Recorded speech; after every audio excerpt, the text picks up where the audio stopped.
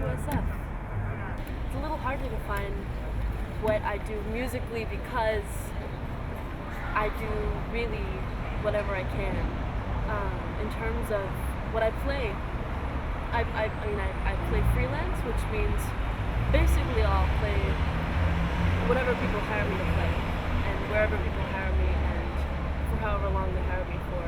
I do have a couple regular bands, mostly on bass, which are gypsy, swing, and bluegrass respectively, but I mean, jazz is my favorite genre of play, I think, but I've played classical, bluegrass, jazz, tango. Actually, tango is one of my favorites.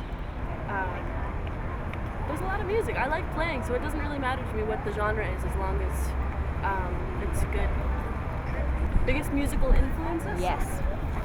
Victor Wooten. Not because he plays in a style that I really want to emulate, but because his attitude towards music is so incredibly personal. And God, I just really like how he sees music as this overarching form that encompasses really everything. It's not just, it's not parceled out into the individual genres. Music is, the organization of sound, and there's something about that that's so incredibly personal. And so, he has a very philosophic view towards music, and he's also very humble, which is why, that's something that's just really, it responds. Honestly, when I first came to the city, my main goal was to just get better at jazz, and I just wanted to play jazz. But, that's not bad, but there's so much more music that's here. And, I don't feel like I could have improved nearly as much as I have playing with the people I was playing with. You know what else? I've gotten more into cello.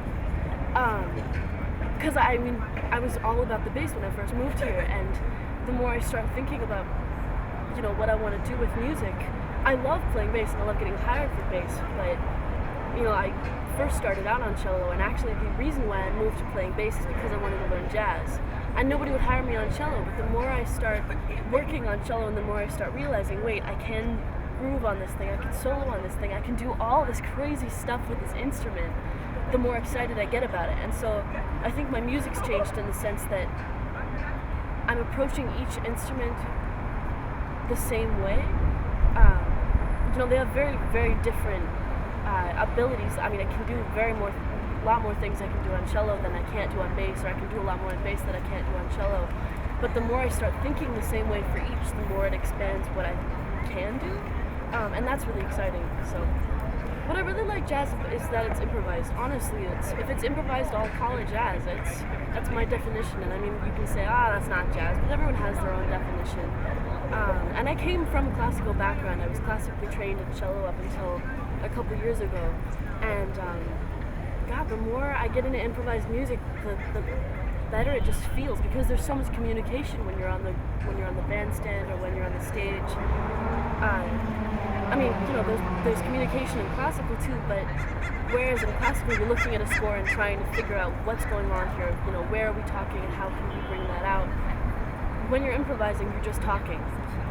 You're not, reading aloud. You're basically communicating on stage, and it makes things really interesting. So this is G Baby Ain't I Good to You, and it's a standard. So here you go.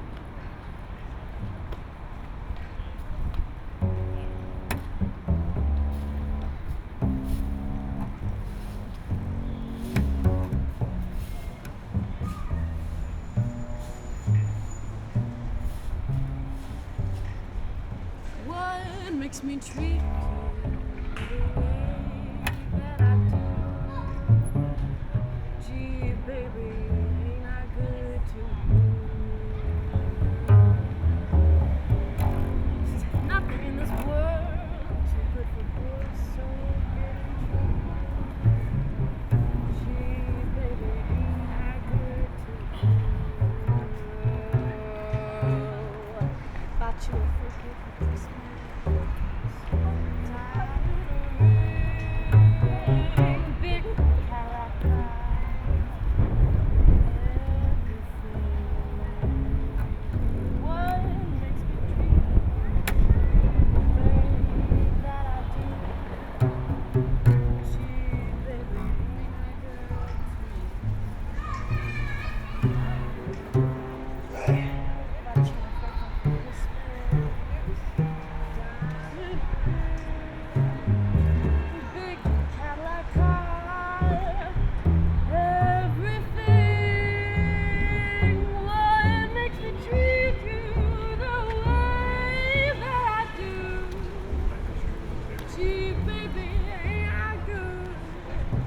baby,